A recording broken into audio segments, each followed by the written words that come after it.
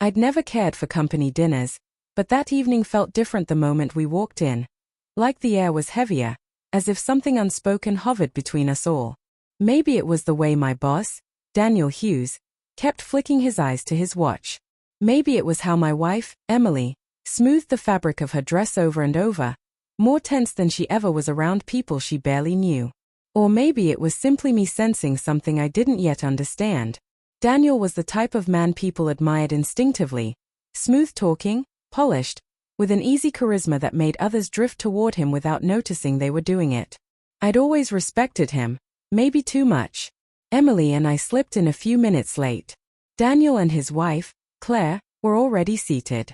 But when Emily stepped in behind me, Daniel's gaze snapped to her like he'd just stumbled upon a familiar face in a crowd where he didn't expect it. His smile changed in a dozen small ways, tightening, softening, widening, revealing a conversation that didn't include me. "Glad you could make it," he said, but his eyes stayed on her. "Emily, you look stunning." It wasn't the compliment that bothered me. It was the warmth in his voice, as though he wasn't noticing her beauty, he was remembering it. Emily went rigid for a second. She smiled politely but didn't meet his eyes. I should have asked her if she was okay. I didn't. Dinner crawled along. Small talk, clinking glasses, quiet jazz floating from hidden speakers. Claire chatted about their kids. Emily answered smoothly, almost mechanically. And Daniel, he watched her. Every time she lifted her gaze, his eyes were fixed on her already. I tried to convince myself it was nothing. Maybe I was imagining it. But when Emily excused herself to use the restroom, his eyes followed her all the way until she turned the corner. Claire noticed. Her fork stopped mid-air. She didn't say a word. When Emily returned, something in her had shifted. Her smile had dulled, her shoulders held tension like a coiled spring, and she didn't look in Daniel's direction at all. Then Daniel leaned forward slightly and asked, in that smooth, practiced voice, "So, Emily, how have you been lately? It's been a while." A while. My pulse jumped. A while, as what? Before I could ask, Emily cut in, clipped and sharp. "I've been fine. Thank you." Her tone carried no warmth, just defense. Daniel smirked like he enjoyed her discomfort. From then on, dinner felt like navigating broken glass. Daniel talked to me with a strange formality, almost staged. When he spoke to Emily, she answered quickly, cautiously. Claire seemed uneasy, watching them as if she understood something I didn't. Once the bill arrived, Daniel reached for it, but Emily abruptly stood. "We should go," she said, nearly knocking over her chair. "Early morning tomorrow." Outside in the cold night, she wouldn't look at me. Halfway home she finally spoke, voice low. "Let's skip these dinners from now on." "Why?" I asked gently. She paused. "It's just uncomfortable." But the quiver in her voice said much more. That night, after she fell asleep, I lay awake replaying everything. The looks. The tension. The strange familiarity between them. The way she froze when he whispered something I didn't catch. The color draining from her face. How she avoided him completely after that. The next morning, while she showered, her phone lit up on the nightstand. One unread message. Sender, Daniel Hughes. My stomach twisted. Right then, everything shifted. My first impulse was to wake her and demand the truth.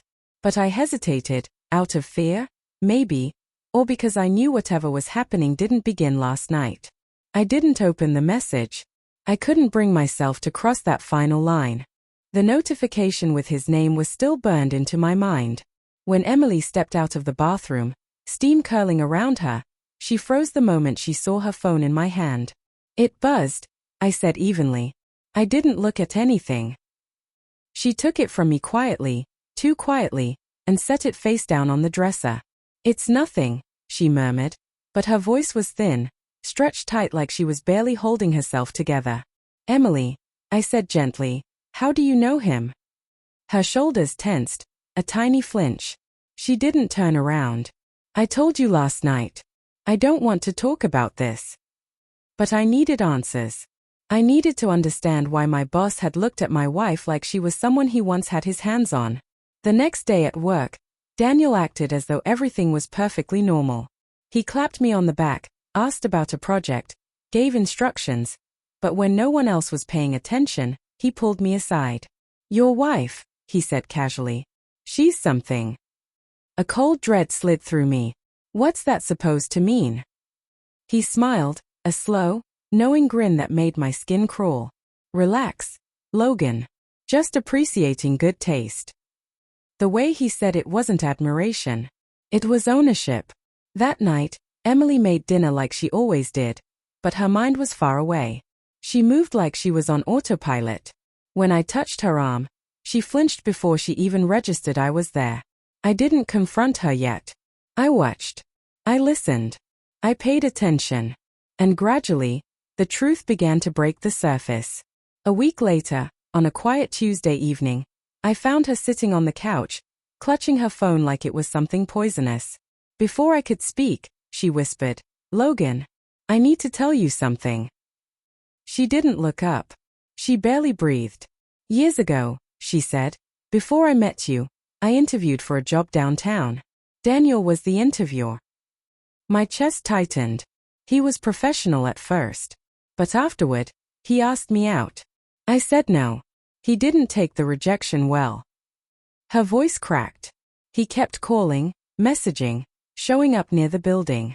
Nothing I could prove, but enough to frighten me. I left the job before it even started. I sat beside her. My pulse roared in my ears. "Emily, why didn't you tell me?" "Because he eventually stopped. I didn't think I'd ever run into him again. Then you mentioned his name when you were hired, and I panicked, but I told myself it didn't matter, that he wouldn't remember me." Tears welled in her eyes. But he did. Suddenly everything fit. The looks, the tension, the strange comment at dinner. He wasn't curious. He was fixated. "What did he whisper to you that night?" I asked softly. Her eyes brimmed. He said, "You ran once. You won't run now." A cold, controlled fury settled inside me. I took her trembling hand. "You're not facing this alone anymore." The next morning I stepped into Daniel's office and shut the door. He didn't even bother looking up. Just smirked like he'd been waiting for me. "This stops now," I said quietly. "Stay away from my wife." He leaned back, amused. "Oh what?" I didn't shout. I didn't threaten. I simply placed a printed copy of the HR harassment policy on his desk along with the screenshots Emily finally agreed to show me. Old messages, enough to make any executive reconsider his arrogance. His smirk disappeared. "Your move," I said. "Walk away." For the first time, he looked unsure. 2 days later, he announced he was taking extended personal leave. By the end of the month, he'd resigned. The night the news became official, Emily and I sat on the porch. She rested her head on my shoulder, and I felt the tension finally easing out of her. "I'm sorry I didn't tell you sooner," she whispered. I kissed her hair. "You're safe now. That's what matters." The storm didn't end with a dramatic scene, just the quiet, determined resolve of a man refusing to let the woman he loved be haunted by a ghost from her past. And for the first time in weeks, everything felt clear again.